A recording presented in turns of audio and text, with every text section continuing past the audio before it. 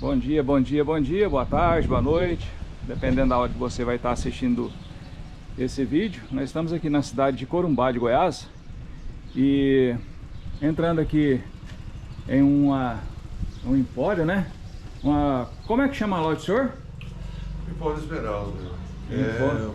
uma casa comercial no qual eu vendo livros e artesanato.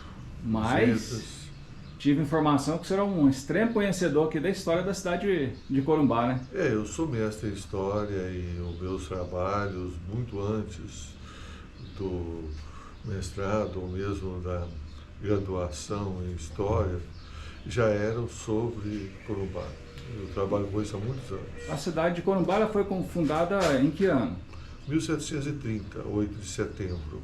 E qual foi o motivo da fundação? Que geralmente toda cidade histórica tem uma história de fundação, né? Qual foi o motivo da fundação dela? A semelhança de outras localidades goianas da mesma época, Corumbá surgiu por causa da mineração do ouro, né? A descoberta de ouro na confluência do Ribeirão Bagagem no Rio Corumbá fez surgir.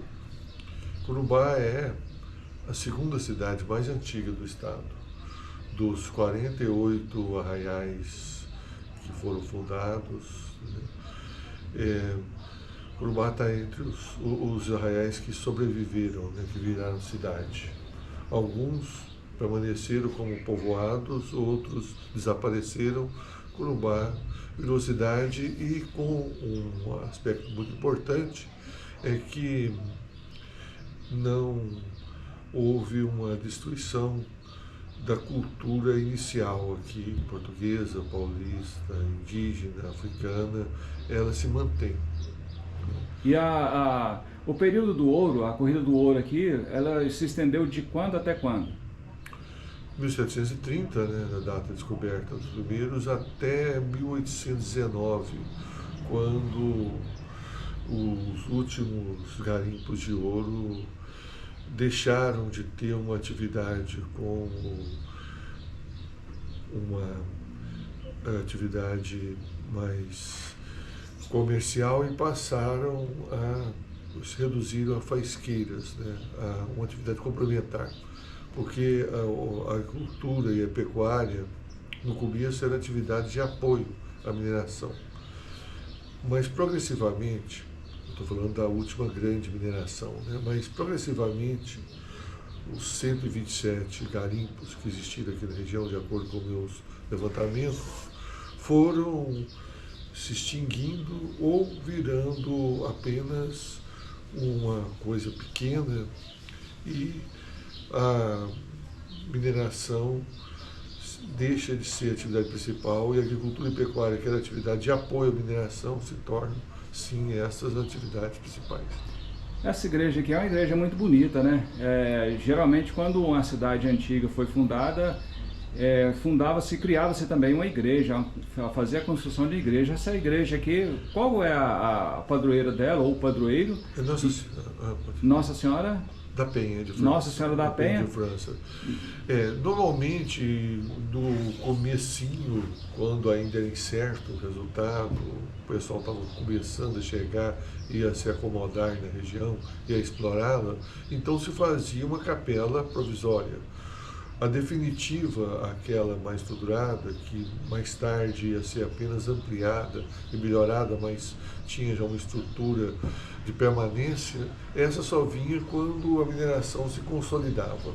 Então, não só em Corumbá, mas outras localidades goianas, a igreja definitiva vai surgir em meados do século XVIII, porque a mineração em Goiás, a primeira descoberta que deu origem a um arraial, um arrachamento de garimpeiros, aconteceu em 1726 e o último em 1774. 48 garimpos que viraram arraiais em 48 anos, uma média de um por ano. É claro que não foi assim, no começo mais e nos últimos tempos raramente. Mas então, quando é que a maior parte das igrejas ganharam a feição definitiva? Na década de 1750, o auge, ou a consolidação da mineração. Os arraiais já estavam assentados e já tinham um caráter de permanência. Claro que depois, com a mineração extinguiu, alguns também desapareceram junto, mas foram alguns, ou vamos dizer assim, outros, difícil dizer se é a maioria, a minoria, permaneceram. Show demais. Muito obrigado aí. Eu falei, o nome do senhor é Samir? Não, Ramir. Ramir, Mas apesar de Corumbá ter surgido na época da mineração, a definição daqui maior, em termos de aspecto urbano, ela acontece na fase seguinte. Goiás teve o estado de Goiás, com Tocantins, DF hoje, o antigo Goiás, ele vai se definir em 3 etapas iniciais. A primeira delas é a mineração. E a mineração, quando a mineração se extingue, nem todos os lugares passaram para a atividade agropecuária como atividade principal. Alguns lugares desapareceram junto com a mineração. Corumbá, a mineração vai ser substituída pela agropecuária, como eu já disse, e a agropecuária vai dar um destaque grande para Corumbá também, até maior do que a mineração. Porque quando da mineração nós temos esse paradoxo, Corumbá pertenceu a um outro arraial, porque Corumbá era um arraial de paulistas. E Minha Ponte, hoje Pirenópolis, era um arraial de portugueses. Assim, em ambos lugares havia paulistas e portugueses, mas o grupo que chegou dominou. É o grupo do fundador, do líder. Então, o lugar que dominado por portugueses tinha uma série de vantagens, porque nós éramos colônia de Portugal, não só porque o rei de Portugal governava o Brasil, mas porque as autoridades nomeadas vinham de além-mar, os sacerdotes no tempo de igreja ligado ao Estado, isso era muito importante, vinham de além-mar, vinham de lá, né? Vinham de Portugal, e também os grandes empresários da área de comércio, indústria. Se havia proibições, mas havia indústria, por exemplo, de açúcar, né? E cachaça, essas coisas, rapadura, vinha de lá, e os mineradores também. Então, um arraial dominado por portugueses levava uma vantagem imensa sobre um arraial dominado por, exemplo, paulistas, que eram colonos, não eram colonizadores. Então, o que vai acontecer? Corumbá é na fase que a agricultura e a pecuária se tornam atividades principais, que os já fazendeiros, alguns ainda com mineração, mas principalmente fazendeiros, vão se unir e colocar Corumbá como uma vila autônoma. Naquela época, a autonomia vinha como vila.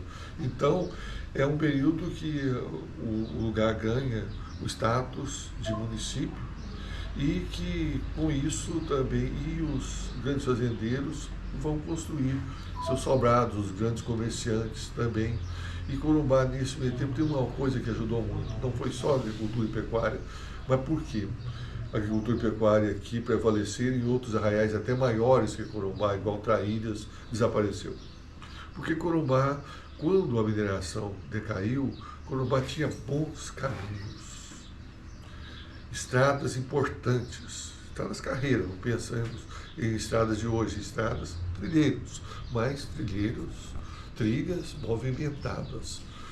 Então, Corumbá vai ter essas trilhas, e por aqui passava e aqui compravam os moradores do norte da capitania, depois província de Goiás, mais tarde estado de Goiás. Então, e as tropas, os comerciantes daqui traziam as mercadorias, vindas primeiro da Bahia, depois do Rio, e mais tarde depois também de São Paulo. Então, aqui era um lugar onde encontrava a oferta com a procura de produtos importantes. E isso vai acontecer principalmente no período imperial e na Primeira República. E até início um pouco do período Vargas, até uma parte do governo Vargas. Então, esse entreposto, história muito importante. Mas a história não é feita só de atividades econômicas. Quem que eram esses homens e algumas mulheres também que vão se destacar nessa área empresarial? Eles eram pessoas que valorizavam uma coisa que não era tão valorizada assim, mas a gente nota que nos arraiais auríferos, não só de Goiás, mas também de Mato Grosso e de Minas também, talvez fosse na origem dos mineradores, a cultura. Quando eu falo em cultura, eu não estou pensando mais naquilo que diferencia o ser humano dos animais, apenas isso, mas algo bem específico. Eu estou falando de atividades musicais, teatrais, literárias, e coisas que são realmente diferenciadas. Então, no ensino, Corumbá passa a ter escola pública, portanto, acessível a ricos e pobres que moravam no arraial ou nas suas proximidades, bem entendido, porque é um município muito grande, mas na zona rural campeava o analfabetismo. Havia professor itinerante que não cobriu quase nada, havia algumas escolinhas mais tarde, poucas por município de 4.500 quadrados. Então, na cidade, havia escola pública desde 1830, que 100 anos depois do surgimento já tem escola pública. E a partir de 1897 vai ter biblioteca pública. Então qualquer filho de escravo ou próprio, se tivesse jeito, podia estudar e depois podia ler um bom livro, ler as revistas e jornais que chegavam. E foi a sociedade que planejou isso. Pessoas fazendeiros, comerciantes, funcionários públicos que se reuniram e criaram uma biblioteca pública, conseguindo do governo escola, e depois eles criavam uma biblioteca que assinavam revistas, jornais, compravam livros, e qualquer pessoa alfabetizada podia, como havia pessoas alfabetizadas, tanto homens quanto mulheres, acessível à cultura a todos. E daí, fechando, Corumbá se tornou a terra natal de J. Veiga, um dos escritores brasileiros mais conhecidos da Europa, traduzido já para 8 idiomas europeus, e Bernardo Ellis, que é um escritor que foi o único goiano na Academia Brasileira de Letras e ganhou vários prêmios literários e trouxe para o centro-oeste do Brasil, não só para Goiás, pioneiramente o regionalismo modernista, aquele que trata dos problemas universais